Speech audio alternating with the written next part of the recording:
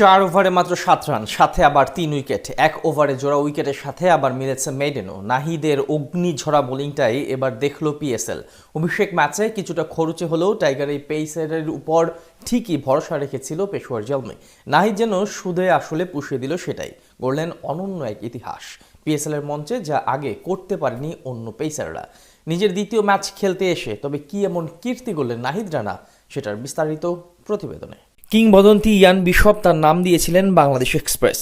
বছর দুয়েক আগেই বলেছিলেন তার যত্ন নিতে। বিশ্ব ক্রিকেটের পরবর্তী সুপারস্টারের তকমাটাও দিয়েছিলেন নাহিদ রানাকে।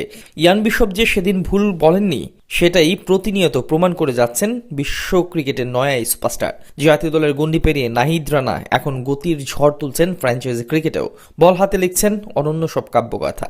পিএসএল এর 11 বছরের ইতিহাসে যেই রেকর্ড স্পর্শ করতে পারেনি কেউ, সেটাই মাত্র দ্বিতীয় ম্যাচেই করে ফেললেন নাহিদ রানা। আমাদের বাংলাদেশ এক্সপ্রেস আর তার এই গতির ঝড়কে কর্নিশ করতে বাধ্য হয়েছে বাবর আজমের মতো মহাতারকাও।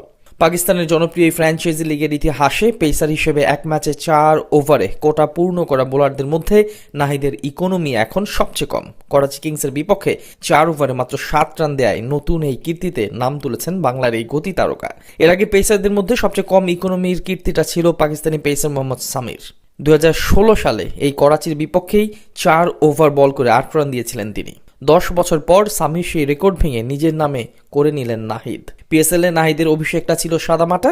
উইকেট না পাওয়ার দিনে বল হাতে কিছুটা খরুচে ছিলেন এই পেসার, তবে তাতেও তার উপর আশাহত হয়নি পেশোয়ার। হিরের টুকরাকে ঠিকই চিনতে পেরেছিল, তাই তো আগের ম্যাচের পরিসংখ্যান নাহিদের পক্ষে না গেলেও এদিন ঠিকই তাকে একাদশে রেখেই মাঠে নামে বাবর আজমরা। নাহিদের উপর যেই ভরসাটা তারা রেখেছিল, নাহিদ সেটার প্রতিদান দিয়েছে অক্ষরে অক্ষরে।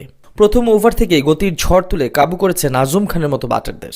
নাহিদের বল ছুঁয়ে দেখার সাহসটাও পাচ্ছিল না পাকিস্তানের এই হার্ড হিটার ব্যাটার।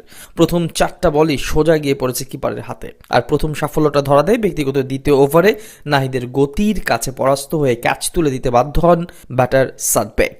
নতুন ব্যাটার মঈন আলীকে তো নাচিয়ে ছেড়েছেন। নাহিদের এই গতি দেখে প্রশংসা করতে বাধ্য হয়েছেন বাবর আজমও। তবে আসল খেলাটা তো তখনও বাকি ছিল। নিজে তৃতীয় ওভারে নাহিদ দেখালেন আসল চেহারাটা।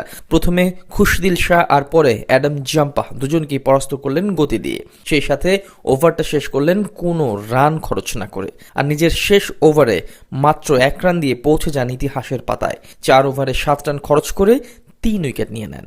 এখনকার ক্রিকেট দুনিয়ায় যা রীতিমতো অবিশ্বাস্য এক বোলিং ফিগার, তার উপর আবার পেস বোলার হিসেবে এমন ফিগার তো যে কারো কাছে নিছকই স্বপ্নের মতো।